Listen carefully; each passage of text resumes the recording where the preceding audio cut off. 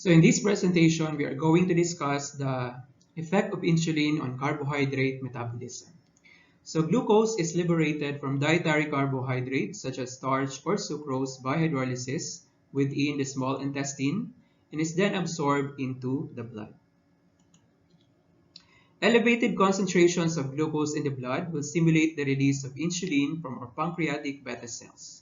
The insulin will then act on the cells throughout the body to stimulate the uptake, utilization, and storage of glucose.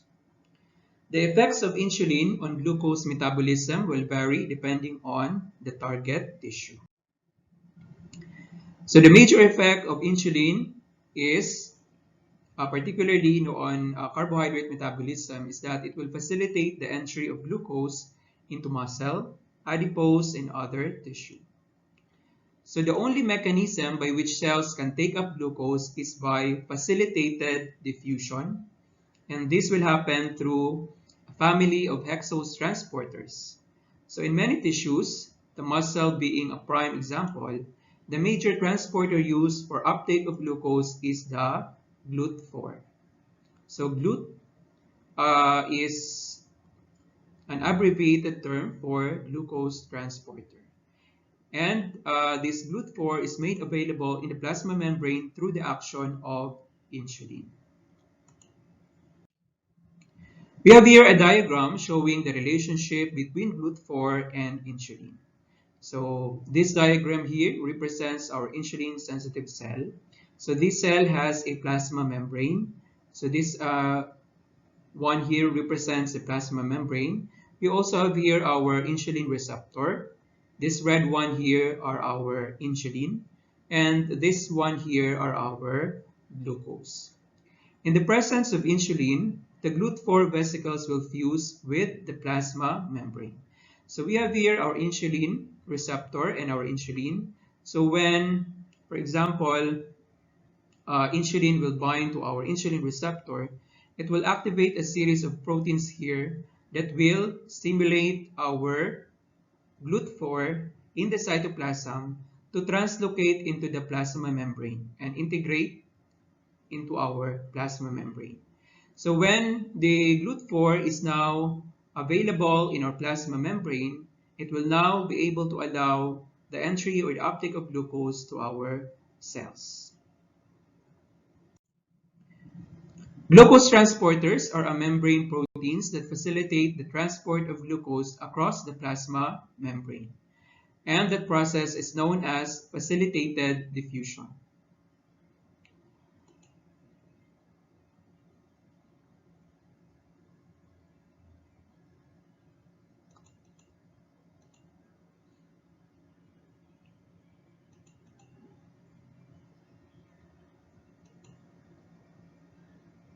So why do we need glucose transporters?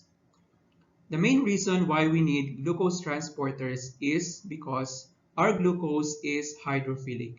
So as you can see here in the molecular structure of our glucose, there are many hydroxyl ions here. There are many hydroxyl groups, and that hydroxyl groups will make our glucose very hydrophilic. So when a molecule is hydrophilic, it will not be able to cross the plasma membrane. There are two types of glucose transporter. The first type is the GLUTs. This is a short term for the glucose transporter. There are about 14 different types of glucose transporters. They are said to be sodium and ATP independent so that they will not depend on the presence of sodium or ATP in maintaining their action. They are also, the GLUTs are also ubiquitous, meaning that they are found all throughout the body in all cell types. The other type of glucose transporters are known as the SGLT, which stands for the sodium-dependent glucose transporters. Sodium-dependent glucose transporters.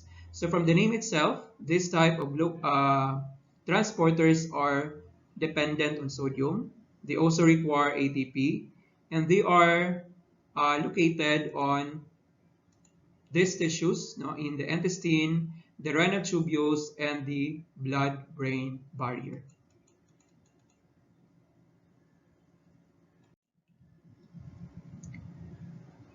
So to begin with glucose transporters, there are four very essential glucose transporters in the body. So we have here our GLUT1, GLUT2, GLUT3, and GLUT4. The other one, the GLUT5, will transport fructose. So this GLUT1, 2, 3, and 4 will transport glucose.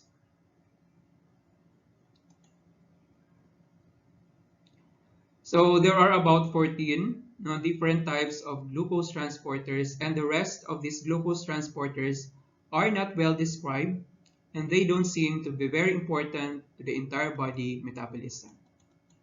So let's start with GLUT1. So GLUT1 is found in the blood, particularly in the red blood cells or erythrocytes, also in the blood-brain barrier and the heart, but to a lesser extent. When you say lesser extent, it means that the heart has a very minimal amount of GLUT1.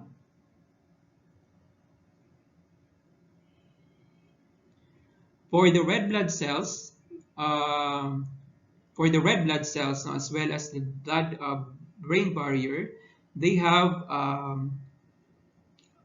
actually use GLUT1 heavily to uptake glucose, and the important key point for GLUT1 is that they are insulin independent. So in the case of RBC, they don't need insulin to uptake glucose, so they will always use glucose even without insulin present. So that is the meaning of a tissue that is insulin independent. So for example, in our RBC, in the brain, particularly in the blood-brain barrier, they contain this glucose transporter 1 in their plasma membrane. So the presence of this GLUT1 has a property of being independent to insulin, meaning that they don't need the presence of insulin in order for them to uptake glucose. The second type of glucose transporter is the GLUT2, and they are found in the liver, the pancreas, and the small intestine. So these are also insulin independent, just like the GLUT1, and they have a high Km.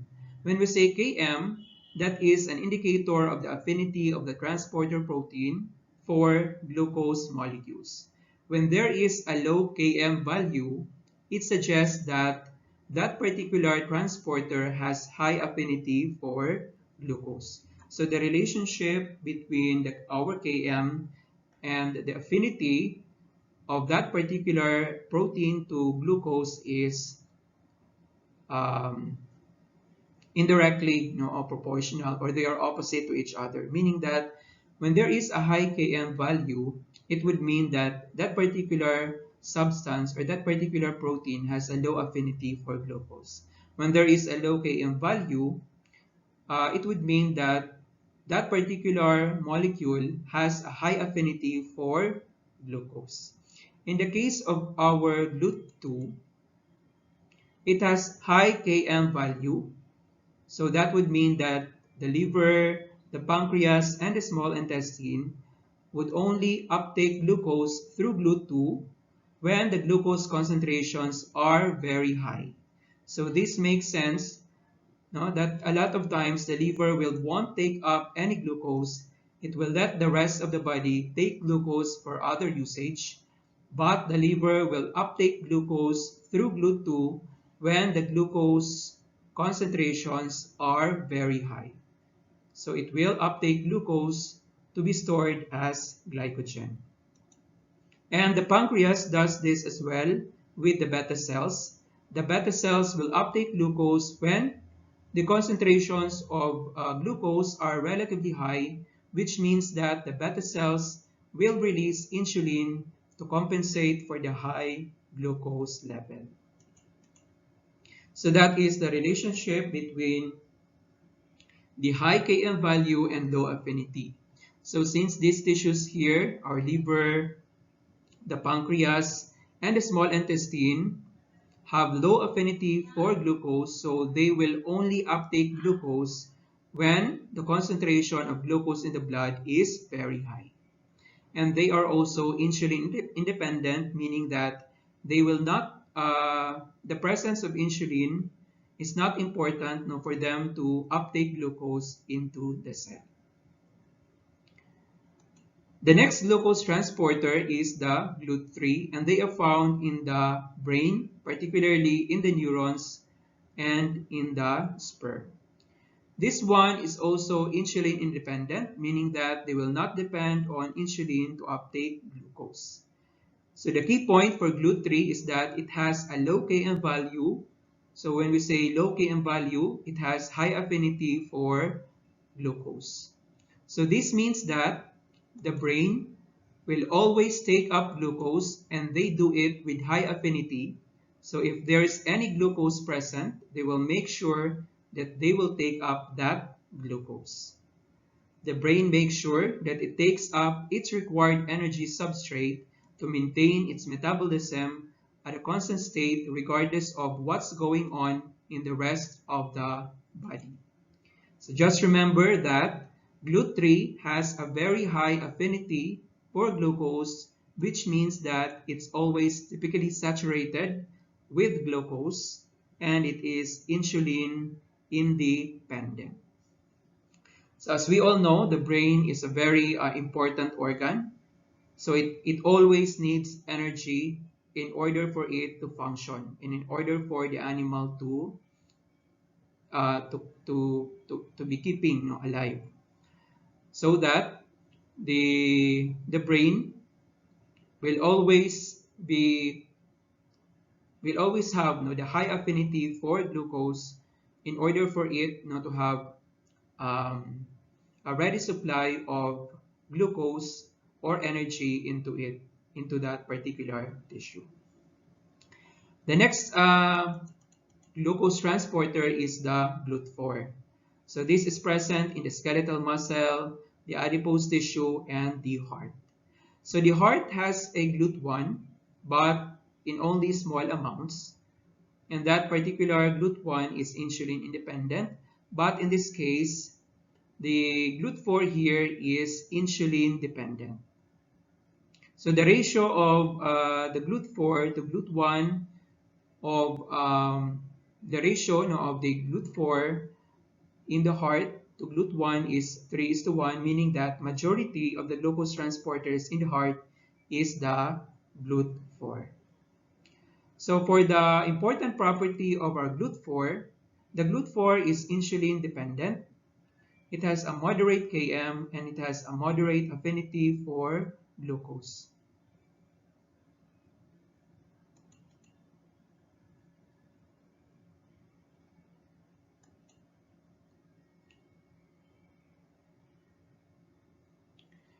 So the GLUT4 is unique, among all other glucose transporters because it is insulin dependent, meaning that it needs insulin in order for it to uptake glucose. And it does, that particular mechanism is done by way of translocating GLUT4 from the cytoplasm to the plasma membrane in the presence of a high level of glucose and in the presence of insulin, acting on the insulin receptor. So for the GLUT4 to be able to be translocated in the plasma membrane, this particular tissues here need insulin. So they are insulin dependent in order for that particular cell to be uptaking glucose.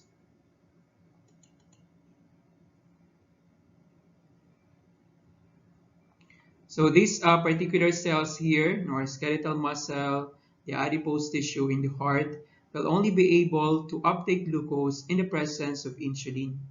And again, the insulin, for its molecular mechanism, the insulin will first bind to the insulin receptor that is located in the plasma membrane of this muscle, the adipose tissue in the heart.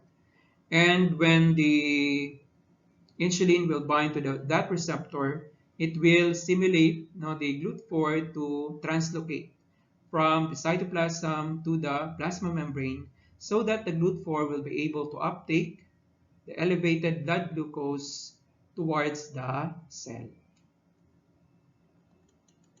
We also have GLUT5, and these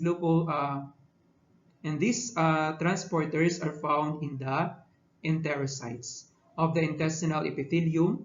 We also have particularly on the luminous side. So this is also insulin independent, meaning that it will not need insulin for it to be able to uptake fructose. So GLUT5 is responsible for the transport of fructose in the enterocyte or in the intestine. So those are the different glucose transporters that are found in the body. So the most important here are the first four. You have the GLUT1, GLUT2, GLUT3, and GLUT4.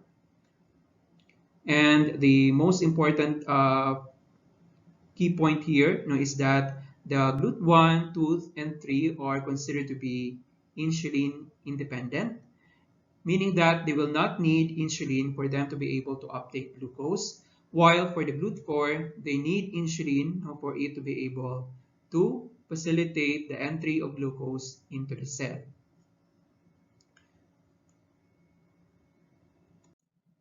We also have here another diagram showing the relationship between the Km value and the affinity for glucose, as well as the independence with insulin.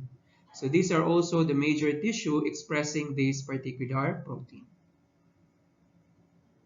So in this particular diagram, we can see that the GLUT1 and the GLUT3 have identical Km value. So they both have 1 millimolar of Km value. Therefore, because they have a relatively lower Km value, they have high affinity for glucose. Again, they are independent for insulin, meaning that they will not depend on insulin for them to be able to uptake glucose. For GLUT2, that is normally found in the liver and the pancreas, they have a relatively higher Km value here, which ranges from 15 to 20 millimolar. So when we say a higher Km value, it would mean that they have low affinity for glucose. And they are also insulin independent.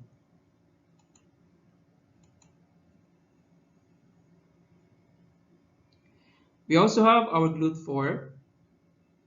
So the GLUT4 is again found in the muscle, the adipose tissue in the heart, and they have a moderate Km value, that is 5 millimolar, so that they also will have a medium affinity for glucose.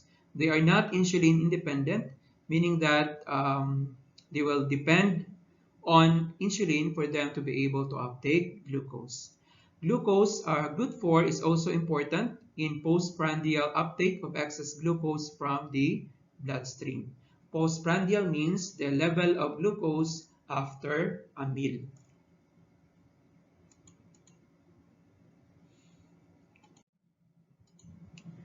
So insulin will also stimulate the liver to store glucose in the form of glycogen. So a large fraction of glucose absorbed from the small intestine is immediately taken up by the hepatocytes, which convert it into the storage polymer glycogen. So glucose is the sugar in our bloodstream that our body uses for energy, while glycogen is the stored form of glucose, or it is the stored form of energy. So for example, after eating, when there is too much glucose to be used, the extra glucose is converted to glycogen to be stored in the liver.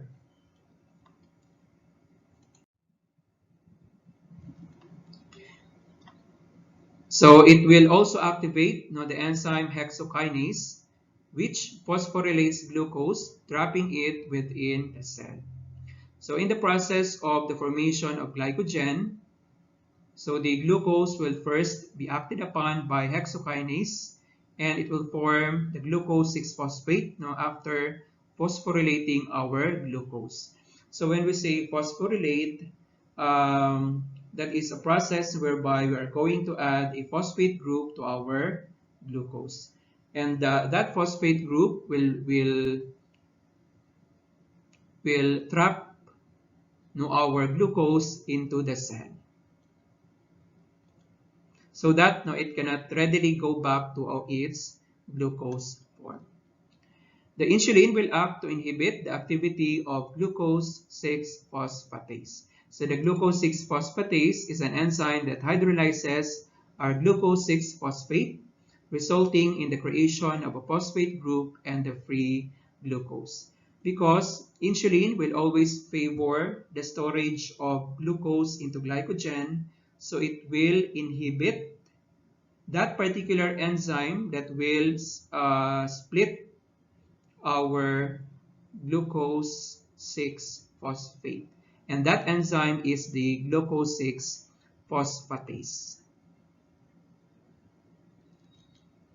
So insulin is always on the forward side, meaning that it will always favor the storage of our glycogen. It will not favor the breakdown of our glucose, or the breakdown of our energy to glucose. So it will always favor the formation of our glucose to glycogen. So that is why they have this opposite effects. They have these counteracting effects with the glucose 6-phosphatase. We also have here the diagram showing the phosphorylation of our glucose. So this is considered to be the first step in our glycolysis.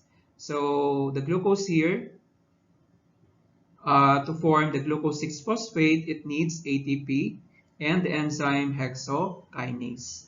So this ATP here will phosphorylate, this enzyme here will phosphorylate our glucose to form our glucose 6-phosphate.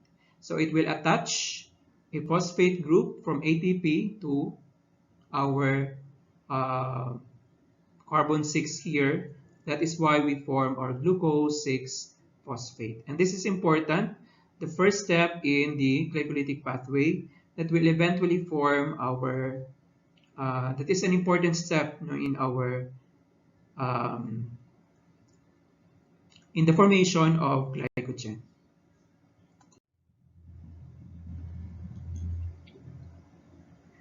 So insulin is also considered to be an anabolic hormone or a building hormone, meaning that it will assist the processes that build compounds for storage, and it will decrease processes that break down those storage reserve. And that is why the insulin is always will favor the storage of our glucose in our liver to form glycogen.